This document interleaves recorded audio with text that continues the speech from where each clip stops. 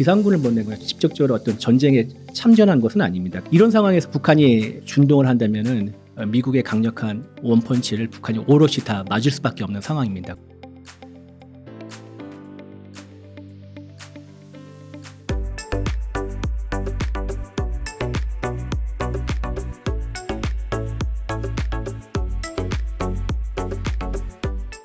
안녕하십니까.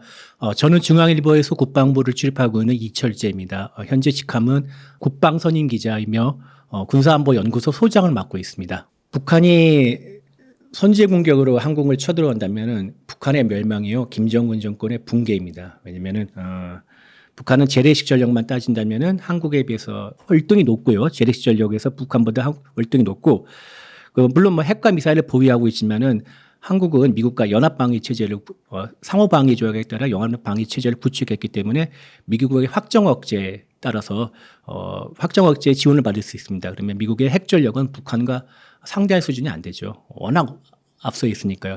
전 세계에서 러시아와 함께 인류위를 다투는 수준인데요.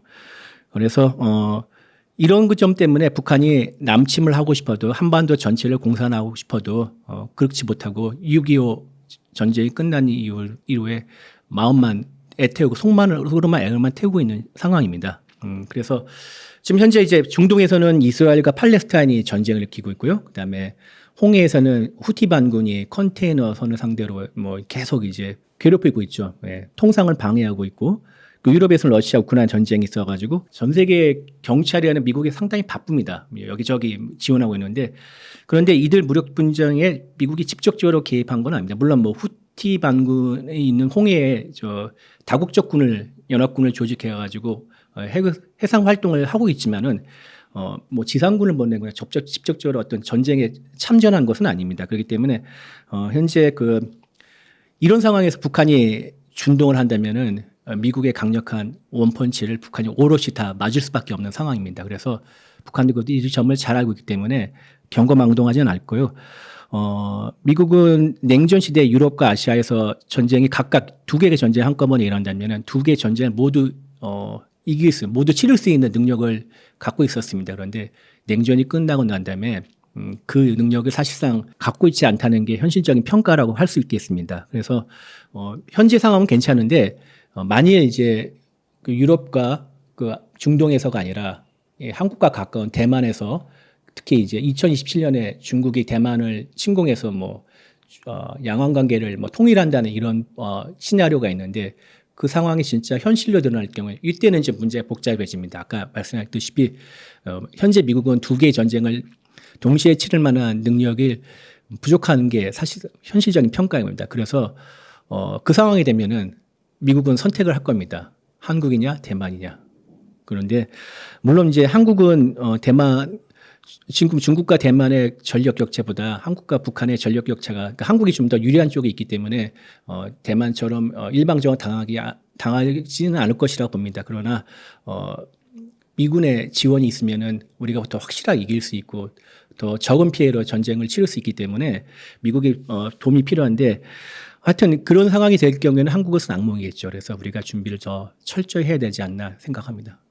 앞서 말씀드렸듯이 북한의 재래식 군사력은 형편없습니다. 물론 수적으로는 앞섭니다. 기본이 되는 게 이제 2년에 한 번씩 국방백서가 나오는데 국방백서에 남북한 군사력 비교가 있습니다. 그러면 대략 양으로 보면은 북한이 최소 2배 전차, 전투기, 함정, 전투함정 이런 걸 특히 병력까지 표하면은 최소 2배가 됩니다. 2배 넘는 것도 있고요. 물론 일부 항목에서는 한국이 앞서는 게 있는데 상당히 적습니다. 수적으로는 굉장히 북한이 앞서 있지만은 북한의 무기는 낡았습니다. 낡고 오래되고 그다음에 정비를 제대로 못해서 지금 현재 작동하나 의심스러운 것들이 몇 개 있고요. 그리고 북한은 경제가 어렵고 거기에 따라 유류난이 심각하기 때문에 훈련을 제대로 할 수도 없는 상황입니다. 그래서 훈련도 제대로 무기도 낡았고 훈련도 제대로 못하는 상황이기 때문에 북한의 군사력은 겉으로 보이는 양적 차이에서 나오는 그 우위를 제대로 지킬 수 있을까 의심스럽습니다. 그래서 북한이 재래식으로는 도저히 한국에 안 되니까 핵과 미사일에 목숨을 거닙니다. 핵과 미사일은 비대칭 전력이라고 하는데 북한의 비대칭 전력이 뭐가 있으면 핵 미사일 있고요. 생화학 무기가 있습니다. 그리고 특작부대라는 특수부대가 있는데 이렇게 정규 비대칭 전력으로 어떻게든지 자신의 열세를 만회하려고 하고 있습니다. 그래서 북한이 경제가 어려운데도 핵미사일에 아주 집중적으로 투자하는데요. 한국국방연구원의 그 분석에 따르면은 2022년 한 해 북한이 미사일 발사 관련 비용이 최소 4천억 원에서 7천억 원 정도 된다고 합니다. 이거는 북한의 모든 인민들이 배불리 먹을 수 있도록 식량을 사올 수 있는 그런 수준이라고 하는데요. 인민들이 배불리 배가 고파더라도 북한은 핵과 미사일을 개발하겠다 이런 생각입니다. 북한의 핵미사일에 대응하기 위해서 우리는 그 삼축 체계라는 것을 구축하고 있습니다. 삼축 체계는 아까 말씀드렸다시피 북한이 핵미사일을 발사하기 전에 미리 제거하는 일종의 선제 타격에는 킬체인이 있고요. 그다음에 북한이 미사일을 발사할 경우에 공중에서 요격하는 한국형 미사일 방어 체계가 있고요. 그다음에 한국에 혹시라도 한 발이 떨어질 경우에는 가만히 있으면 안 되지 않겠습니까? 북한에게 더 크게 보복할 수 있는 대량 응징 보복 체계가 있습니다. 이 세 가지를 이끌어 삼축 체계라고 하는데 삼축 체계가 제대로 가동하려면은 우리의 감시 정찰 자산이 되게 많이 필요하겠죠. 근데 한국은 아까 말씀드렸다시피 미국과 연합방위 체제이기 때문에 미국의 감시 정찰 자산을 이용할 수가 있습니다. 미국의 감시 정찰 자산은 하늘에 떠 있는 군사용 정찰 위성부터 각종 정찰기 수많은 게 있습니다. 그리고 그 도움을 받아가지고 북한의 움직임을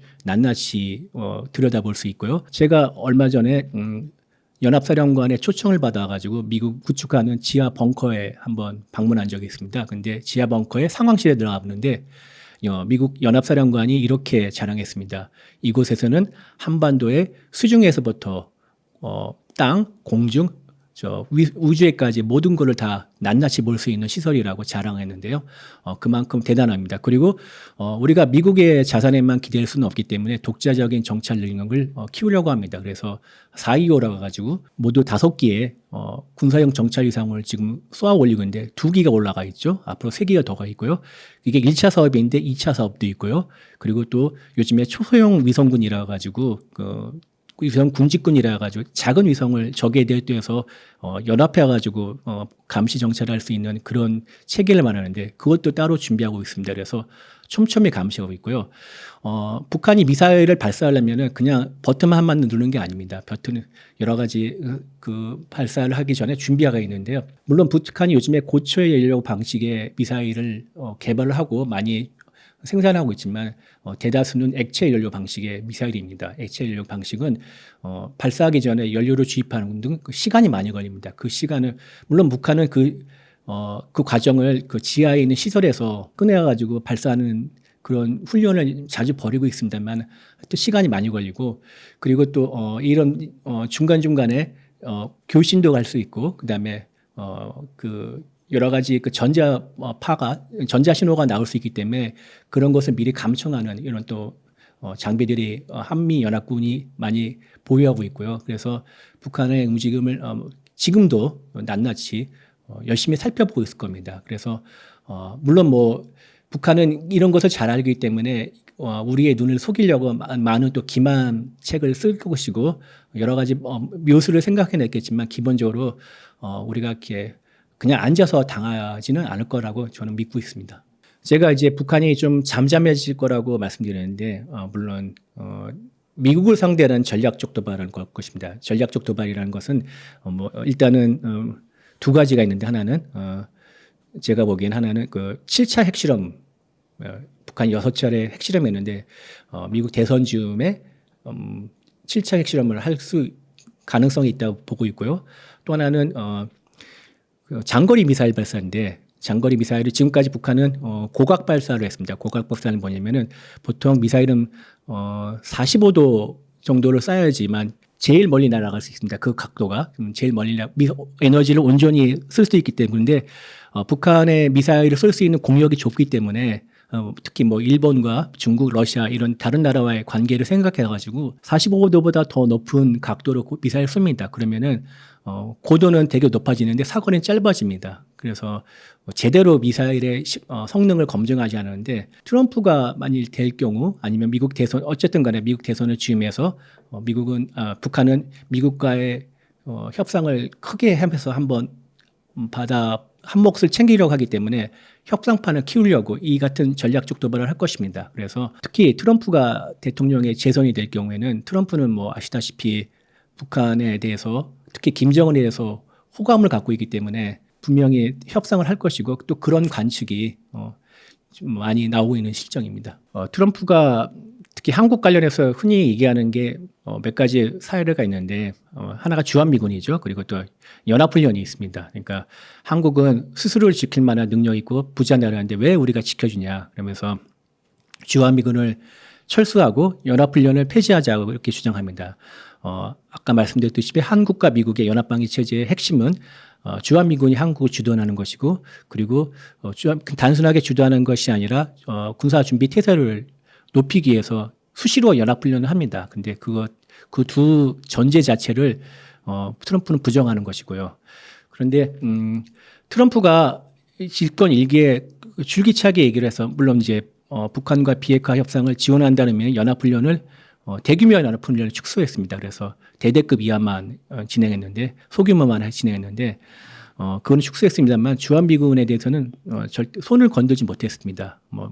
말은 여러 차례 했지만은 두 가지 이유가 있다고 생각하는데 하나는 트럼프가 이렇게 얘기를 했더라도 실제 실무를 담당하고 있는 미국의 당국자들이 적극적으로 반대를 의사를 표시해서 트럼프가 뜻을 이루지 못한 면도 있고 또 하나는 미 의회가 반대했습니다. 미국은 국방 예산을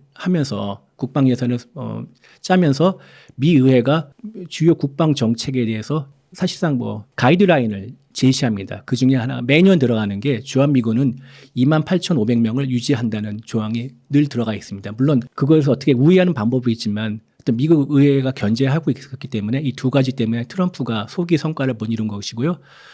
거기에 별개로 트럼프의 이런 발언들은 사실상 철수하기보다는 트럼프가 매드맨 스트래티지라고 해가지고 미치광이 전략을 편다고 하지 않습니까?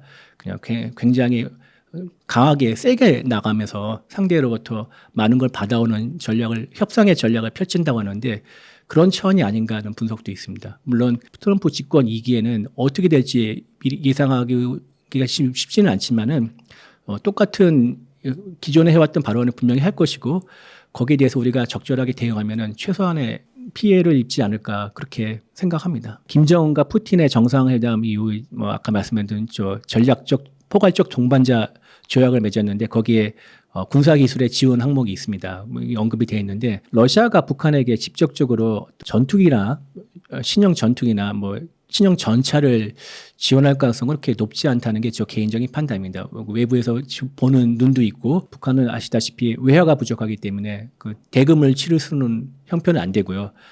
북한이 보내준 포탄에 대한 대금 성격으로 보내줄 수 있는데 아까 말씀드렸죠. 외부의 직접적으로 노골적인 지원은 아무래도 부담스럽지 않을까 하는 게 저 개인적인 견해고요. 그외 대신 각종 첨단 기술을 제공할 가능성은 아주 높다고 생각합니다. 아주 크다고 생각하는데 북한이 아마 러시아에서 받아올 그 첨단 기술 리스트를 뽑아 넣지 않을까 하는 게 개인적인 생각입니다. 그 리스트에는 여러 가지가 있겠는데 가장 필요한 게 북한은 항공기가 있을 테고요. 북한의 전투기는 아시다시피 낡고 오래되고 거의 부닥다리입니다. 그러니까 그것을 뒤엎을 만한 어떤 항공기 관련 기술들이 있을 것이고요. 그다음에 북한의 핵미사일이 있는데 핵미사일이 고도화돼서 나름대로 개발을 했는데 좀 더 정밀하고 더 위력적인 핵미사일을 만들 수 있는 기술이 필요할 수도 있고 거기에 대한 요구를 할 것 같습니다. 그리고 또 하나는 북한이 이제 잠수함 발사 탄도미사일 SLBM을 지금 개발하고 있는데 그에 대한 기술 지원도 러시아에 요구할 것으로 보입니다. 국방백서 2022년 판에 따르면은 북한은 대략 70척 정도의 잠수함을 갖고 있습니다. 한국이 30척 정도니까 그 2배가 넘는 거죠. 근데 북한의 잠수함은 대개 주력이 로미오급이라고 합니다. 로미오급이 있고 연어급이 있고 상어급이 있는데 연어급, 상어급은 잠수함이라고 부르기보다 규모가 크기에 작은 잠수정예입니다.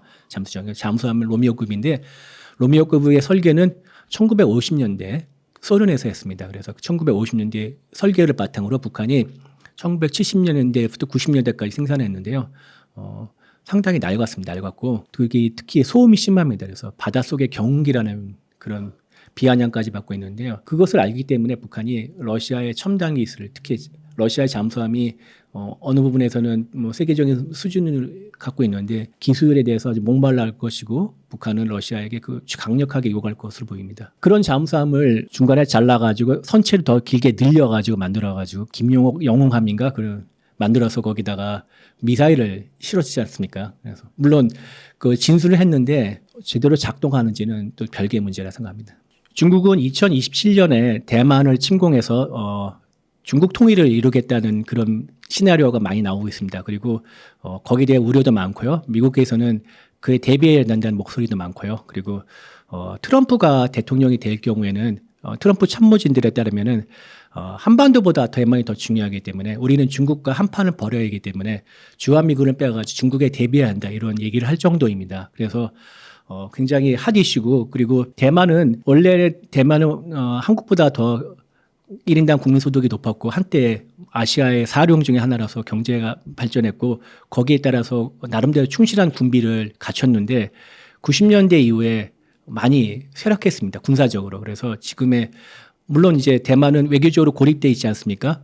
정식 수교 관계를 맺은 나라가 적고 미국과도 정식 외교 관계는 안 맺었지만 미국이 음으로 도와주고 있는 상황인데 그런 상황에서 중국의 방해 때문에 최신 무기를 수입할 수 있는 방법이 없고 그래서 대만의 무기도 상당히 낡았습니다. 지금 대만이 보유하고 있는 잠수함 중에 두 척은 물론 훈련함을 쓰고 있지만 훈련 목적을 쓰고 있는데 2차 대전 때 미군이 쓰던 잠수함을 가져서 지금 어떻게 수리를 하면서 훈련 목적으로 사용하고 있습니다. 그 정도로 상황인데 최근에 들어서 대만의 민주당 정부가 이제 두 번에 걸쳐서 재집권했죠. 그래서 중국과의 전쟁 가능성에 대비해서 지금 대만은 모병제 국가입니다. 다시 뭐 징병제를 회귀한다든지 아니면 군사력을 더 높여야 되는지 이런 방안을 지금 모색하고 있는데 현실적으로 벅찹니다. 대만과 중국의 격차가 워낙 크기 때문에 경제력이나 군사력의 격차가 워낙 크기 때문에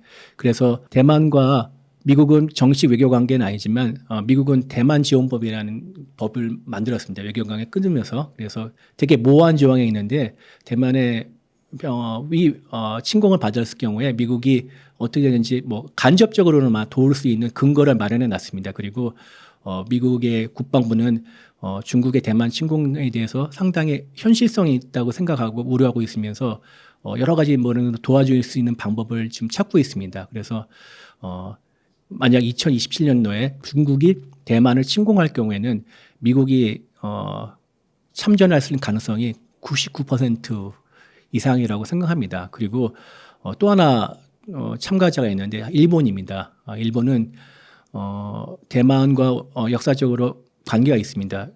대만이 일본의 첫 식민지였지 않습니까? 해외 식민지였고 관계도 있고 일본의 난세이 지도라고 있는데 난세이 지도가 대만에서 그렇게 멀리 떨어져 있지 않습니다. 그래서 대만에서 벌어지는 무력 분쟁이 일본 자국 영토에 영향을 미칠 수 있다 생각하고 그래서 난세이 지도를 최근에 일본 자위대가 많이 거기다 전력을 많이 지금 집중적으로 배치하고 있습니다. 그래서 일본 내부에서는 아직 명확한 그 통일된 의견은 없지만은 그래도 대만에서 전쟁이 일어날 경우는 일본은 미국을 도와서 참전해야 되지 않나 이런 의견들이 점점 설득력을 얻고 있는 상태고요. 그래서 중국과 대만의 전쟁은 국제전으로 비할 것입니다.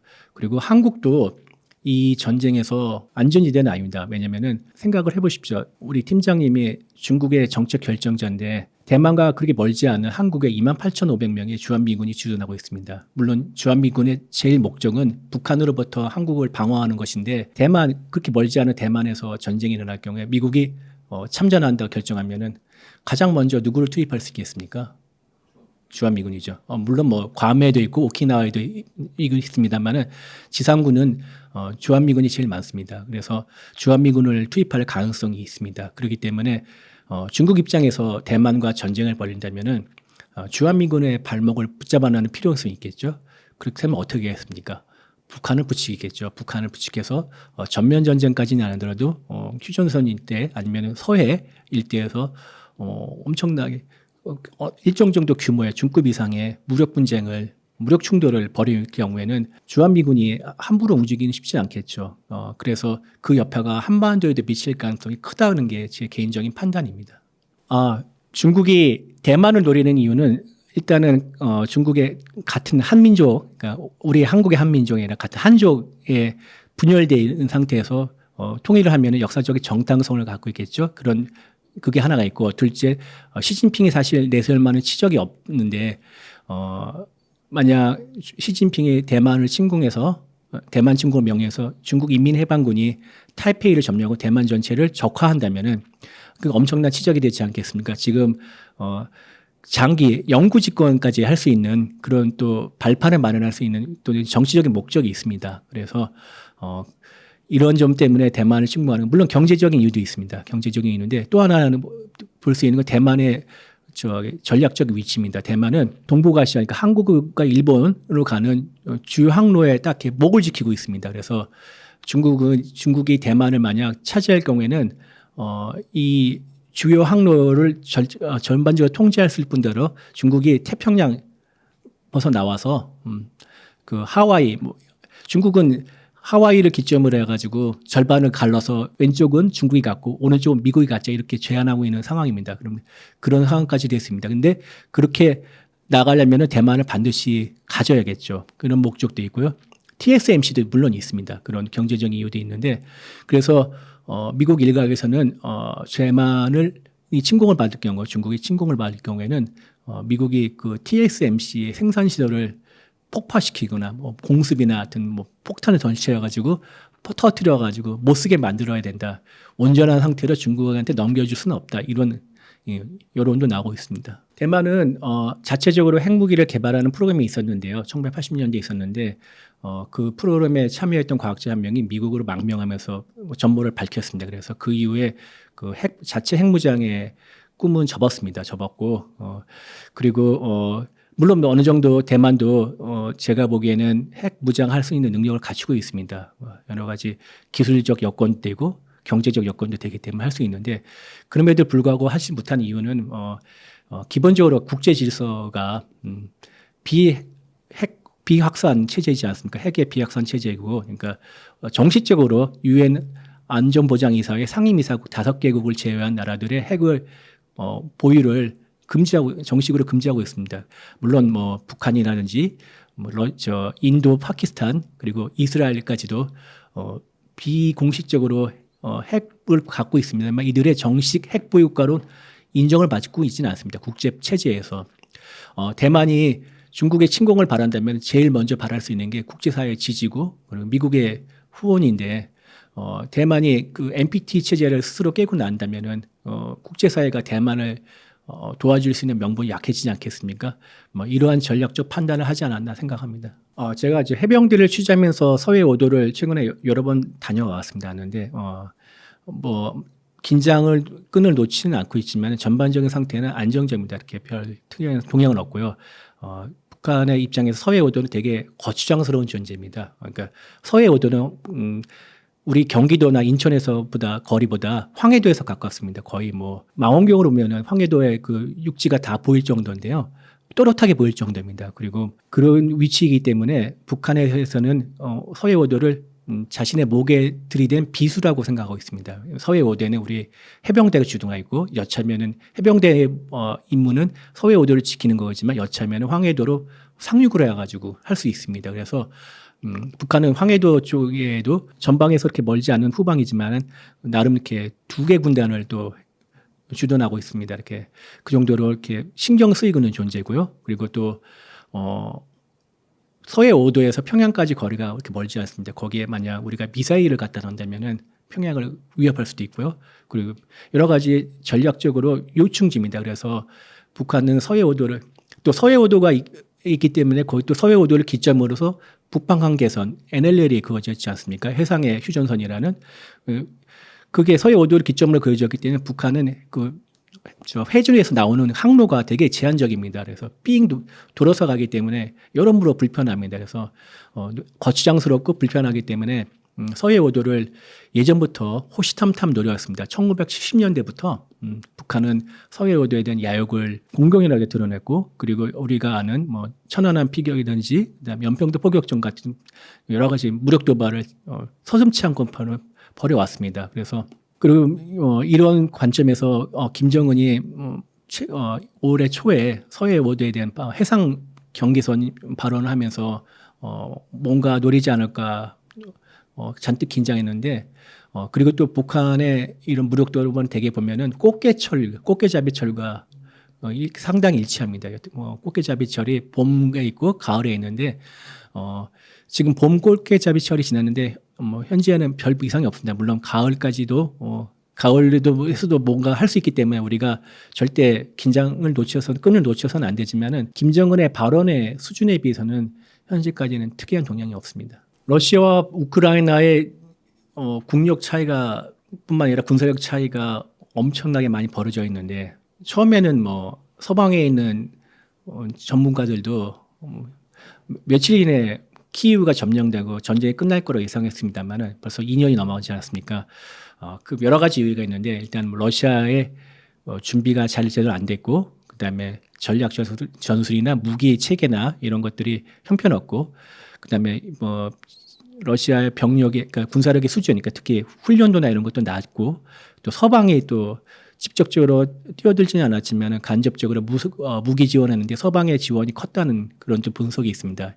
여러 가지 이유가 있어서 러시아가 그 소기의 목적을 지금 이루지 못하고 있는데, 그러면서 점점 더 북한이 필요한 것입니다. 그러니까 러시아에서 생산할 수 있는 포탄의 양이 제한적이고, 특히 무기도 굉장히 부족해가지고 러시아는 소련이 멸망한 다음에 수백만의 군을 무장할 수 있는 무기들을 거의 야적정 같은데 방치해놓고, 탱크 같은 것들을 방치해놓고 피했는데, 그 오래된 탱크들을 다시 꺼집어내서 손을 봐가지고 전선에 투입하고 있는 실정입니다. 그런 상황에서 도움이 필요한데, 중국은 전략적 동반자라고 하지만은 간접적으로는 도울 수 있겠지만은 외부의 시선을 의식해서 직접적인 큰 도움을 못 주고 있습니다. 그래서 누군가가 필요한데 이럴 때 나타난 게 북한입니다. 북한은 아까 말씀드렸다시피 180만 발에서 최대 480만 발에 있는 포탄을 지원해가지고 하루에 10,000발 이상을 쏜다고 들었습니다. 러시아가 하루에 10,000발이면 한 달에 30만 발 정도의 포탄이 필요한데, 그 많은 수량을 러시아 자체에서 생산할 수 없기 때문에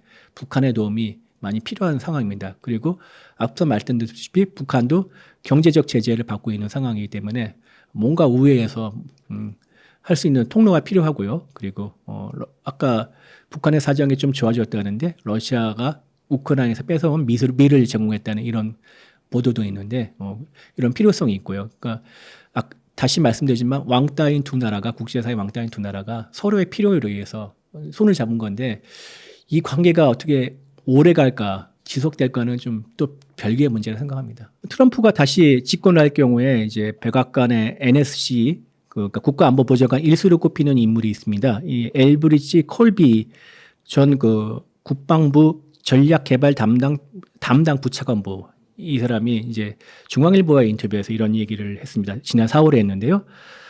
한국 자체 핵무장을 고려할 필요가 있다, 이런 얘기를 했는데요. 콜비가 전에는 한국의 핵무장에 대해 부정적이었는데 입장을 바꾼 것입니다. 그리고 크리스토 밀러 전 미 국방부 장관 대행입니다. 트럼프 때 대행을 했는데, 언론과 인터뷰에서 제2기 트럼프 행정부가 들어설 경우 한국과 핵무장 문제에 대해 논의할 수 있다, 이런 입장을 표명했습니다. 그러니까 콜비뿐만 아니라 밀러도 했는데, 그러니까 트럼프의 안보 보좌진들이 대체로 공통적인 인식을 컨센서스를 갖고 있는 것으로 보입니다. 한국의 핵무장에 대해서 호의적인. 그러니까 이들의 주장은 뭐냐면은 트럼프가 집권한 후에 주한미군을 철수 아니면 최소 축소할 테니까 너희 나라를 너희가 지켜야 되면 핵이 필요하다면 그거 용인해 줄게, 이런 인식이라고 생각이 됩니다. 근데 우리가 어떻게 독자적 핵무장할 수 있냐면은 충분히 가능합니다. 그래서 우리는 1970년대 핵 개발 프로그램을 진행한 경력이 있고요. 그다음에 우라늄 농축이 필요했는데 HEU를 만들려면 우라늄 농축했는데 거기에 관련 기술도 보유하고 있습니다. 그리고 윤석열 대통령이 2023년 5월에 미국에서 이런 얘기를 했습니다. 한국은 핵무장을 하겠다고 마검명은 빠른 시일 내 심지어는 1년 이내에도 핵무장을 할 수 있다. 이런 발언을 했는데요. 서울대 원자력 핵공학과 서균열 교수에 따르면은 1년 이내가 6개월 안에 핵무장할 수 있다는 그런 기반을 갖추고 있다고 합니다. 그래서 그리고 여론도 독자 핵무장에 대해 상당히 우호적입니다. 그러니까 최종원 학술원이 지난 1월에 그 여론조사를 발표했는데요. 국민의 76.7%가 한국의 독자적 핵 개발 필요성에 공감한다고 답을 했습니다. 그러니까 북한이 핵미사일 고도화가 워낙 빠르고 진전이 되니까 많은 국민들이 우려를 해서 핵으로 막아야 되지 않나 이런 인식이 퍼지고 있는 걸 생각합니다. 그래서 이런 상황이지만은 충분히 능력을 갖추고 있고 국민 여론도 호의적인데 우리가 직접적으로 나서지 않은 이유는 아까 말씀드렸듯이 한국은 국제적인 비확산 체제를 따르고 있고 그리고 독자적으로 핵무장에 나설 경우 현재 나설 경우에는 미국의 강력한 경제 제재를 받을 가능성이 있기 때문에 독자적인 핵무장에 나서지 않은 거지만 다만 트럼프가 집권 안 되면 다시 변수가 생길 수 있다. 그때 가서 다시 고려해봐야 되지 않나 생각합니다.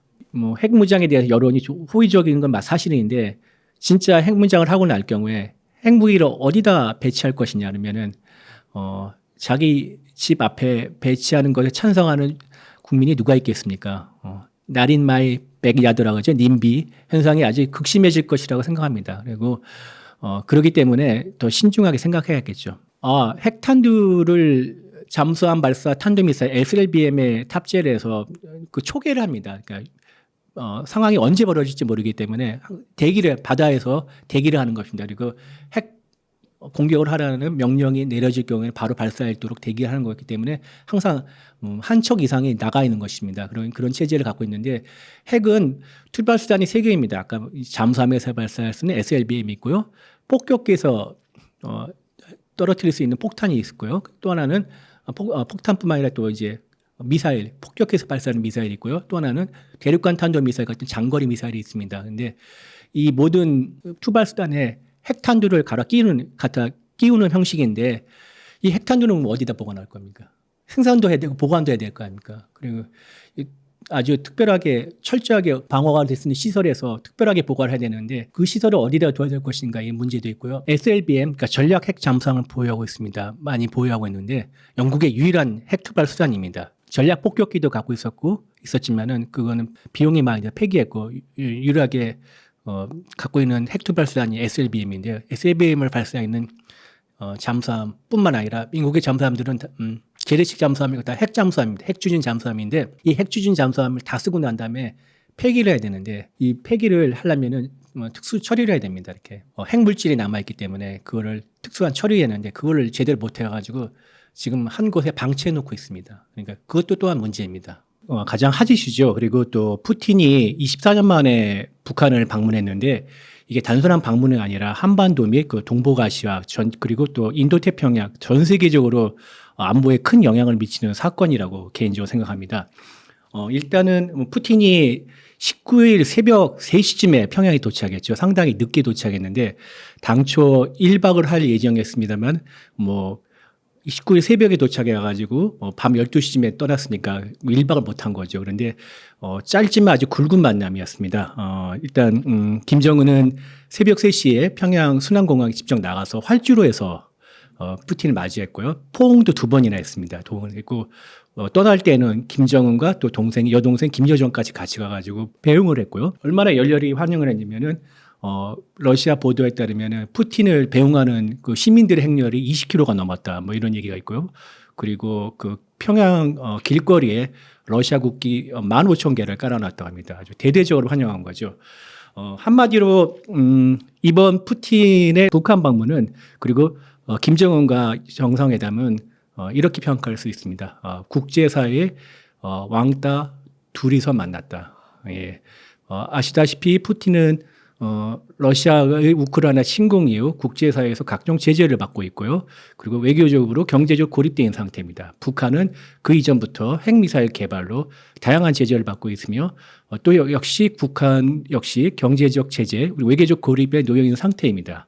그 두 왕따가 만나서 서로 살 길을 모색했다 이렇게 하는 만남이었다 이렇게 평가할 수 있습니다. 푸틴이 김정은한테 이런 표현을 했다고 그러죠. 방문에 앞서서 북한의 국영 매체 노동신문에 기고문을 냈는데 거기에 김정은을 타바리시치라고 불렀습니다. 타바리시치는 러시아 말로 옛 소련 공산당 시절의 동무라는 뜻입니다. 우리가 뭐 공산당의 서로를 동무라고 동지라고 부르지 않습니까? 영어로 컴레이드 그런 뜻을 했는데 아주 친밀함과 함께 서로 속을 터놓을 수 있는 사이라고 이렇게 표현한 것이라고 생각합니다. 이번 김정은과 푸틴의 정상회담은 의미가 있는 게 뭐냐면은 북한과 러시아의 관계는 소련이 멸망하고 러시아가 승계하고 난 뒤에 악화 일로를 걸었습니다. 그래서 양 국가는 그러니까 북한과 소련은 우호 조약을 맺었는데 이 우호 조약은 1996년에 폐지가 됐습니다. 근데 그때 폐지한 우호 조약에는 자동 군사 개입 조항이라고 있는 게 있습니다. 그러니까 일방이 다른 나라한테 침공을 받았을 경우에 다른 일방이 돕는다 이런 내용이 있는데 그 조항을 포함 뭐 전체 조약이 폐지가 됐다가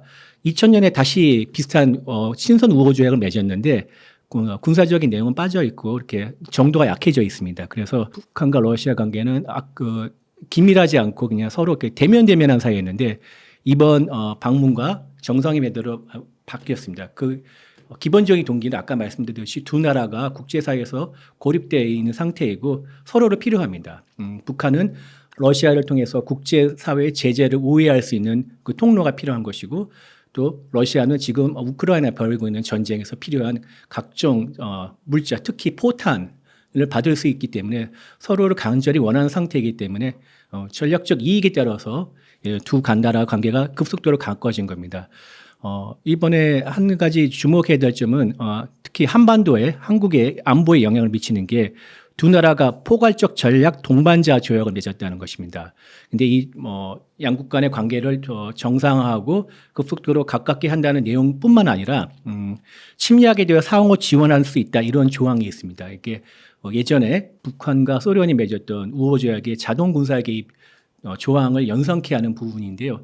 상세한 내용은 아직 밝혀지지 않았습니다. 아직 간략한 보도만 있을 뿐인데 이에 대해서 러시아에서는 여러 가지 조건이 걸려 있다, 그러니까 전제가 걸려 있다 이런 부연 설명했기 때문에 자동적으로 군사적 개입을 하는 그런 조항은 아니라는 해석도 나올 수 있는데 아까 말씀드렸다시피 아직 자세한 내용이 알려지기 때문에 정확한 내용은 추후에 파악될 수 있을 것이라고 생각합니다. 또 양국은 이번 조약을 통해서 군사기술을 지원하기로 되어 있는데 아시다시피 이번에 북한이 위성을 발사할 때 러시아가 도움을 줬다, 기술적 지원을 했다 이런 보도가 있었는데 이런 양국의 군사기술 관계가 더 긴밀해질 것으로 보이고 북한이 러시아의 기술을 이용해서 재래식 군사력과 그다음에 핵무력을 더 고도화할 수 있다는 판단이 있기 때문에 한국의 안보에 악영향을 미칠 것이라고 보입니다. 또 세 번째는 북한이 지금까지 계속 이어지고 있는 포탄 지원 등 러시아에 대한 지원을 더 강화한다는 내용이 있고요.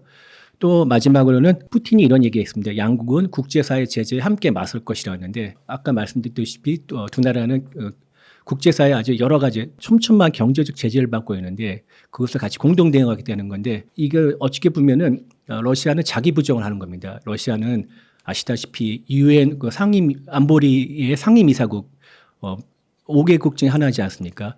러시아의 동의가 있어서 이런 유엔의 대북한 경제 제재가 있는 건데 그 자체를 자기가 부정한 것이고 또한 유엔을 중심으로 국제 질서를 더 이상 용납하지 않겠다 이런 뜻을 또 표명한 것으로 해석할 수 있습니다. 지금 이제 전 세계적으로 신냉전이라고 하지 않습니까? 미국을 비롯한 서방 세계 그리고 동아시아에서는 한국, 일본 이런들이 한 축을 하고 있고 그다음에 중국, 러시아, 북한, 시리아, 이란 이런 등 이제 반미 국가들이 또 한편에서 한 진영을 이뤄가지고 대결하는 국면이라고 하고 있는데 사실 중국과 러시아는 서로를 전략적 동반자 관계라고 칭하고 있지만은 미국 중심의 그 동맹 질서와는 좀 다른 부분이 있습니다. 그러니까 가치를 공유한 이렇든 가치에 기반한 동맹 관계가 아니라 서로의 이익을 쫓는 관계에서 맺어진 사이이기 때문에 좀 더 긴밀하지 않고 어떻게 보면 취약하다는 평가할 수 있습니다.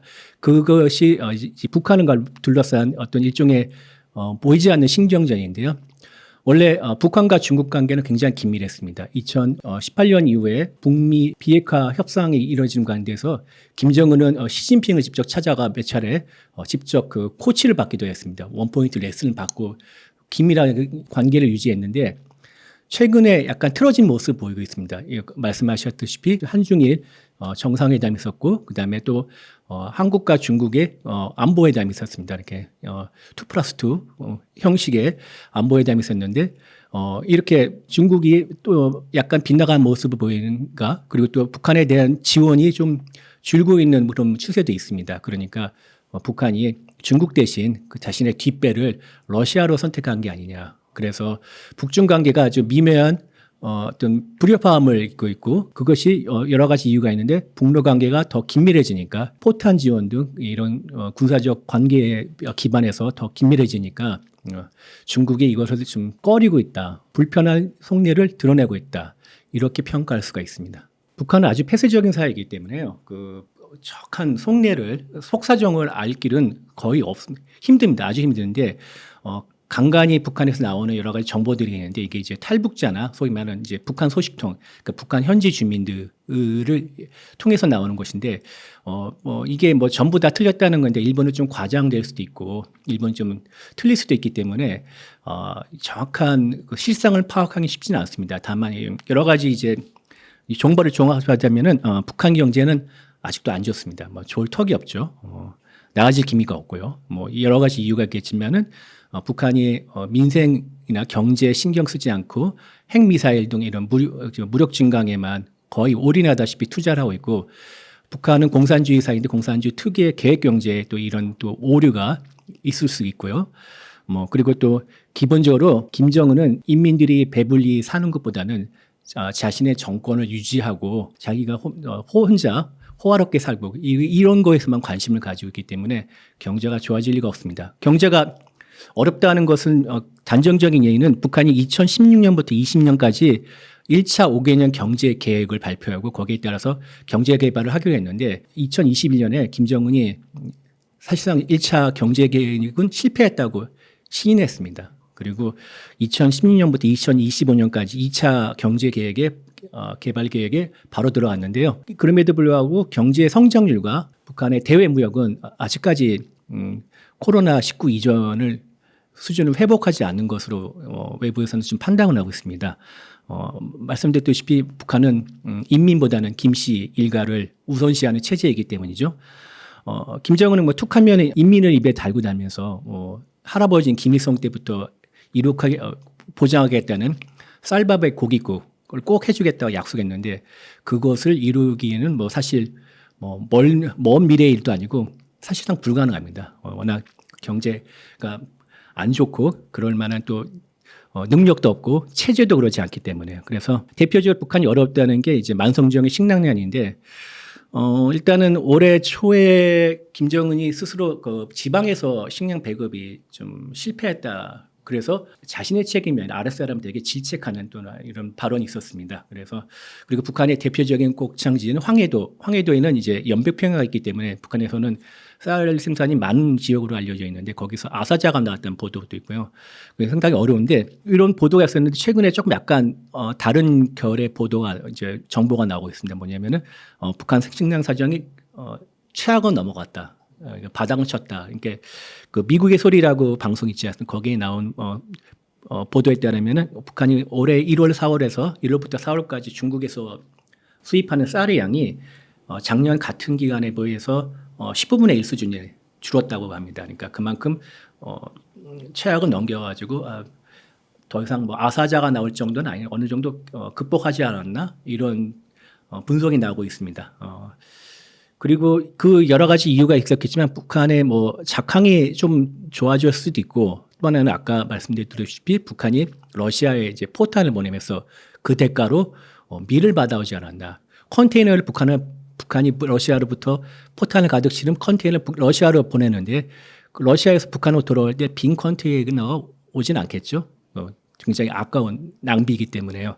거기다가 밀을 꽉꽉 채웠는데 그 밀은 우크라이나에서 약탈한 밀이었다는 이런 추정도 있습니다. 일단은 제가 4월 달에 이 채널에서 나와서 여러분께 이제 말씀을 드렸을 때는, 그때는 긴장감이 상당히 높았고 북한의 무력 도발을 예상하는 목소리도 많았었는데요.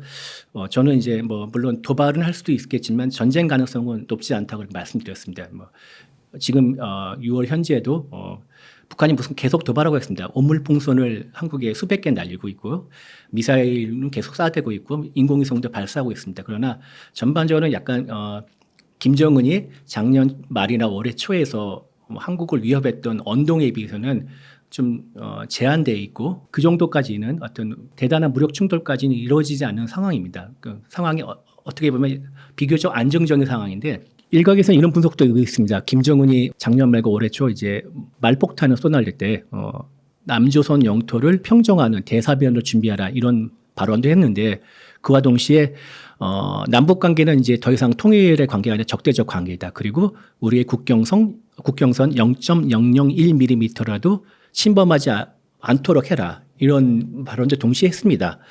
그런데 김정은의 방점은 남조선 영토 평정이 아니라 국경선을 지키지 않은 후자 쪽에 지키지 않았나 이런 분석에 더 설득력을 얻고 있는데요. 그 증거가 뭐냐면은 북한이 이제 러시아에 포탄을 지원하는데 최소 180만 발에서 최대는 480만 발에 이르는 포탄을 보냈다고 이렇게 추정하고 있습니다. 근데 북한이 1년에 생산하는 양이 한 20만 발 정도 된다는 추정이 있는데요. 거의 수십 년치를 보낸 거죠. 전쟁을 일으키려면은 포탄이 안 필요한데 북한 자체가 포탄이 많이 필요한데 그렇게 수십 년치 포탄을 러시아에 보냈던 것은 당장 무슨 어떤 대규모 무력 충돌은 생각하지 않았다 이렇게 또 해석할 수도 있고요. 그리고 또 얼마 전에 그 비무장지대에 북한군이 넘어와서 뭐 지뢰를 깔거나 아니면 뭐 방벽을 세운다는 보도가 있지 않습니까? 그 과정에서 몇몇 북한군 병사들이 지뢰를 밟아 뭐 다치거나 뭐 죽었거나 이랬다는 모습이 목격됐다고 하는데 이걸 만약 북한이 제2의 6.25를 일으킨다면은 이용할 수 있는 통로인데 침공로인데 거기를 자기 스스로 막는 그런 현상이라고 생각합니다. 그만큼 북한은 한국에 대해서 전쟁을 일으키는 것보다는 그냥 우리가 너희들 집어삼킬 여력 안 된다. 둘째, 너희한테 쳐들어가지 않을 테니까 우리한테 쳐들어오지 말라. 그냥 이렇게 평화적 공존은 아니지만 적당히 그냥 대면하고 이렇게 살자.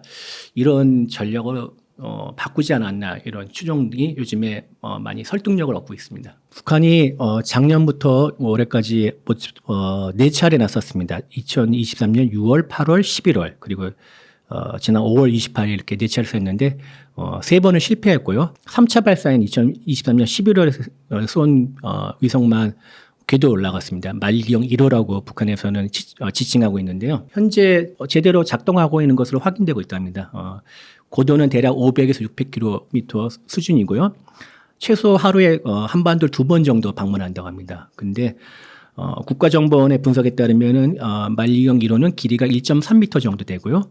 무게는 한 300kg 정도 된다고 봅니다. 그리고 해상도는 1m 정도. 해상도라는 것은 한 점의 크기인데요.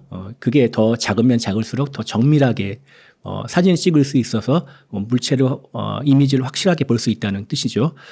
1m 정도인데 1m 정도면은 구글 어스가 15m 된다고 그러군요. 15m 정도인데 거기보다 잘 보이는 건데 국방부가 그 기존에 북한 실패한 위성 잔해물로부터 건져내고 분석한 결과 1m는커녕 구글 어스 그러니까 15m 정도도 안 된다고 합니다. 그러니까 거의 뭐 조악한 수준이라는 표현까지 할 정도인데요. 북한은 이제 3차 발사에 성공한 다음에 한국에 있는 주요 대도시는 물론 미 본토, 하와이, 괌까지 다 찍었다고 자기네들이 그 촬영할 목표에 들어가 있다고 이렇게 밝혔는데 실제로 촬영한 모습은 공개하지 않았습니다. 그것을 봐서 다른 외부에 공개하기 좀 창피한 수준이 아닌가. 이런 물론 뭐 자신들의 능력을 감추기 위해서 공개를 안 할 수도 있지만 공개를 하더라도 능력을 좀 이렇게 드러내지 않도록 이렇게 약간 보정하는 방식으로 공개할 수도 있는데 그런 거 안 하는 거 보면은 뭐 북한 스스로 평가해도 그냥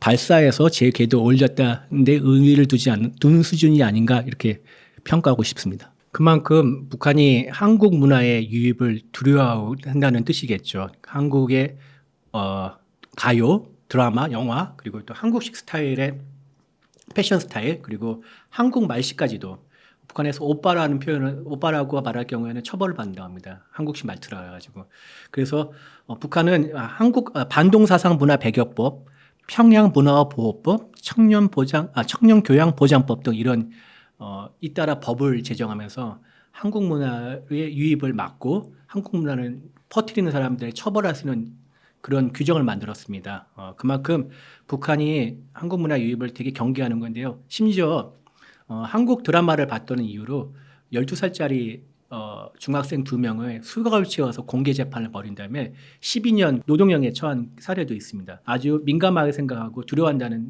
반증이겠죠. 이렇게 북한이 왜 나가냐? 한국 문화의 유입이 북한은 되게 폐쇄적인 사회인데 한국 문화가 유입할 경우에는 이 폐쇄 사회를 기반을 흔들어서 김정은 독재 체제가 뒤집힐 수 있다고 두려워하는 것으로 보입니다. 전단 풍선을 날린 거에 대응한다는 의미에서 북한이 오물 풍선을 보내지 않았습니까? 그것도 우리가 대응해서 대북 항성기를 틀었고요.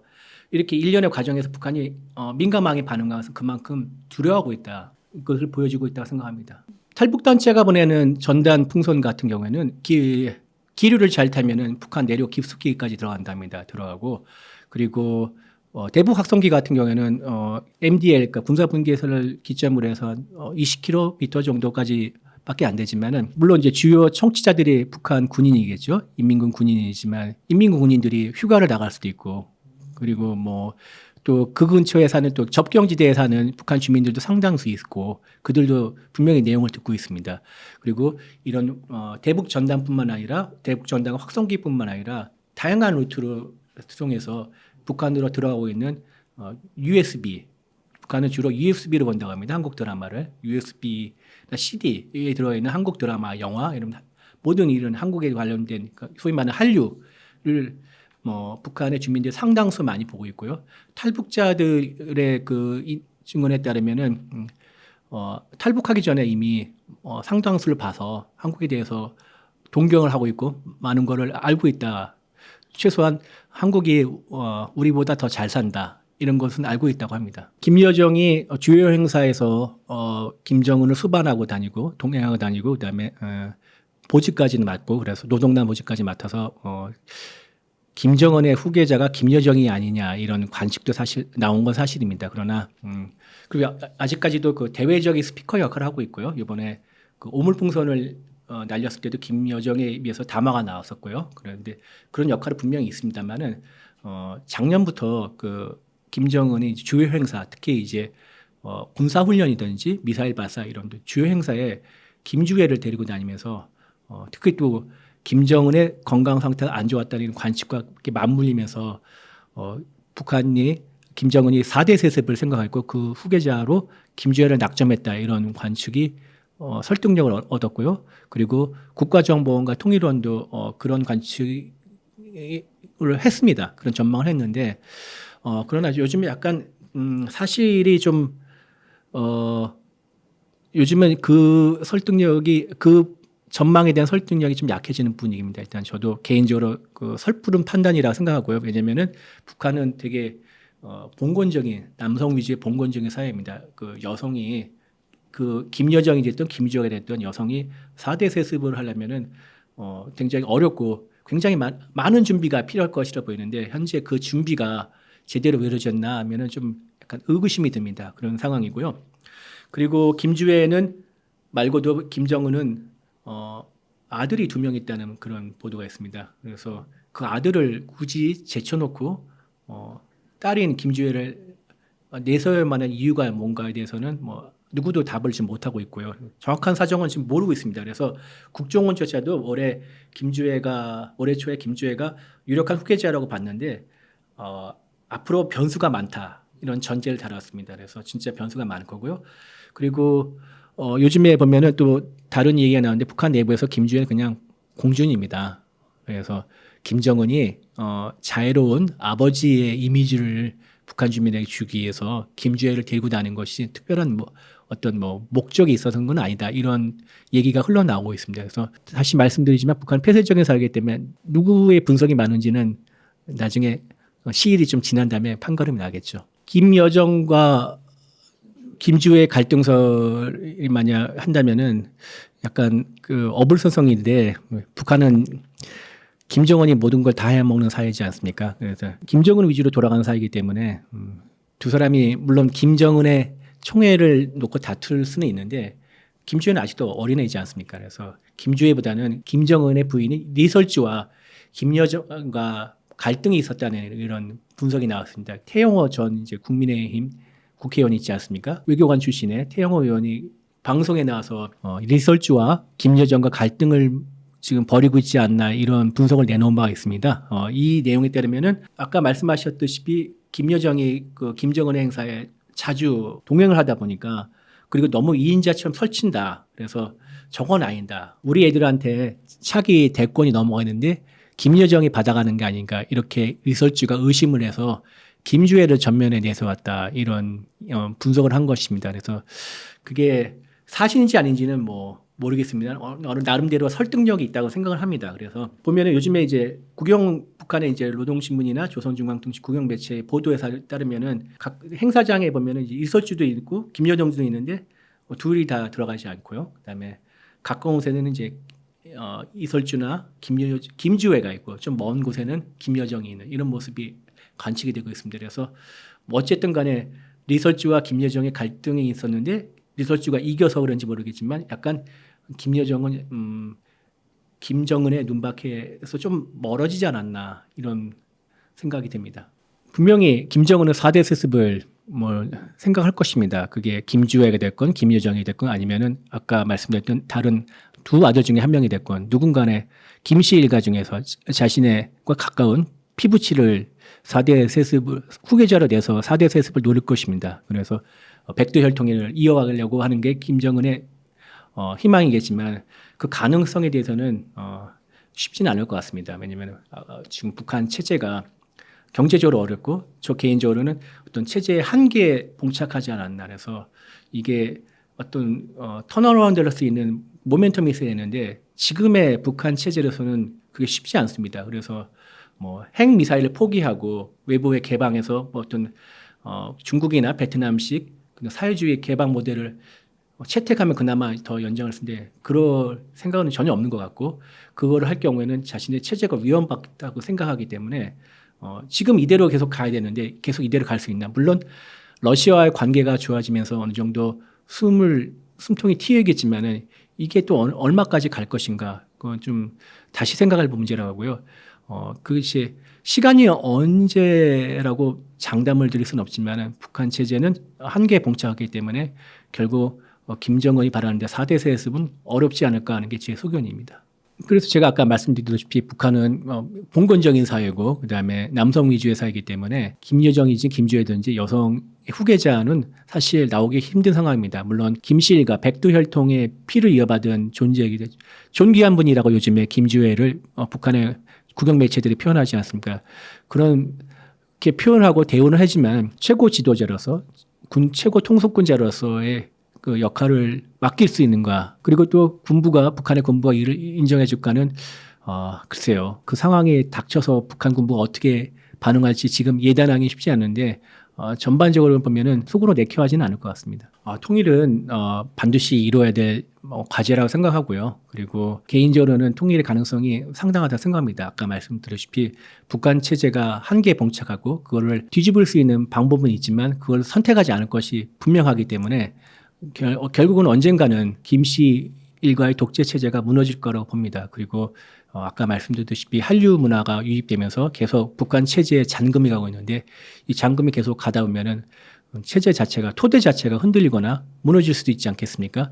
그 상황이 언제인지는 예단할 수는 없습니다. 그러나 올 거라고 믿고 있고 그렇게 올 경우에는 북한의 김씨 일가 독재 체제가 무너질 경우에는 북한 주민이 문화 역사를 공유하고 있는 같은 한민족인 한국에 손을 내밀 것이라고 생각합니다. 소련이 무너지고 난 다음에 그 각 공화국들이 민족을 기반하는 독립국으로 다 바뀌지 않았습니까? 그렇게 독립을 했기 때문에 그에 따라서 북한 주민도 결국은 한국에 손을 내밀 것이고 그때만을 기다려서는 안 된다는 게 제 개인적인 생각이고요. 북한 주민들을 더 포용할 수 있고 우리 편으로 이끌 수 있는 그런 준비를 지금부터 해야 될 것이고요.